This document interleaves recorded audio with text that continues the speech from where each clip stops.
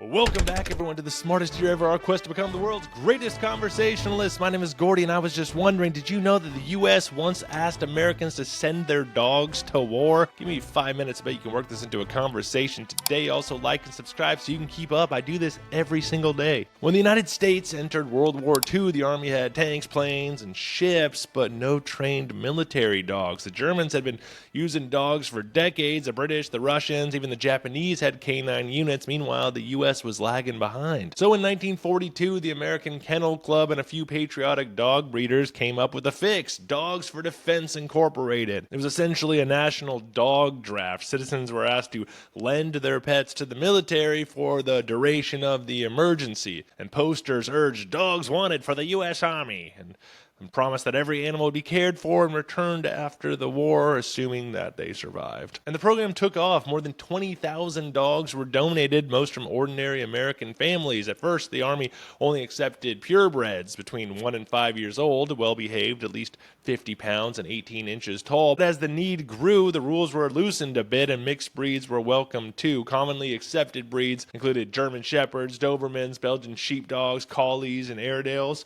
Basically anything smart, sturdy, and obedient. And some breeds proved unreliable. I read that Chow Chows had a reputation for stubbornness, apparently. And many dogs were sent home for being too friendly. You know, we want a dog that's a little bit crappy. Commonly rejected breeds include poodles, Pekingese, and Chihuahuas. This was not their war, apparently. Training centers popped up across the country: Fort Robinson in Nebraska, Camp Rimini in Montana, and several others. Dogs learned to sniff out mines, deliver messages under fire, guard factories and airfields, and patrol coastlines. And some were trained for sled dog duty in the Arctic, and others became scout dogs in the Pacific. And handlers swore that the dogs were faster learners than many of their recruits. Each animal was issued a serial number, vaccination card, and eventually a rank. Every dog in the U.S. War Dog program officially started with the rank of private.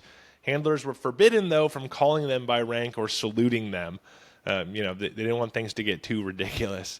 But still, dogs could be unofficially promoted, like for exceptional service, earning honorary titles like corporal or sergeant. But when I read about it, I was like, oh, that's Sergeant Snuffy. He's like, we love Sergeant Snuffy, the sergeant. He wasn't a real sergeant, okay?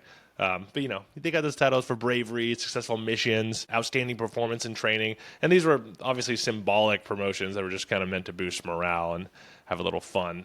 They weren't actually dog authority, to be clear. But if a handler mistreated the dog, that guy could be demoted, because, as the Army put it, no soldier outranks his dog. The program was so successful that by 1943, the Army took over, creating the War Dog program, or Canine Corps, as part of the Quartermaster Corps.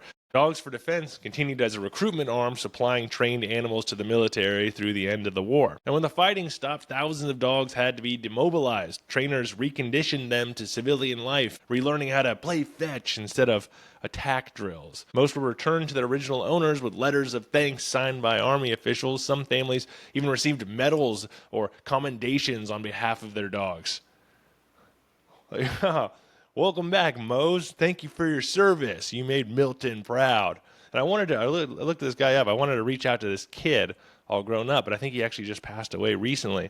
But it would have been interesting to know what his memories were of this whole ordeal. Like, was it hard to live in the shadow of your hero pet your whole life? Like, he already looks a little bit pissed. Lloyd looks a little pissed there, I'll be honest. I read that about 90% were successfully returned, which was better than I was expecting coming into researching this one. But that's a pretty good number. A lot of the ones that weren't returned were due to their owners moving or something like that. Not every reunion went smoothly. A few owners had moved, and some of the dogs came home a little bit too battle-hardened for suburbia. But many slipped right back onto front porches and into family routines, trading those foxholes for the backyard again. So there you have it. The Dogs for Defense program laid the groundwork for today's military canine units, bomb detectors, search and rescue dogs, and patrol companions whose lineage traces back to that wartime experiment. Would you enlist your dog for your country? You let me know what you think about that. And go check out my sources, which can be found in the YouTube description. Leave me a comment, rate, like, subscribe. Let me know if your dog is ready to serve his country or her country. And go check out my short version, which can be found across social media at Smartest Year Ever for that 45-second condensed clip. And in the meantime, stay curious and stay clever on our quest to become the world's greatest conversationalist. I will see you tomorrow in the Smartest Year Ever.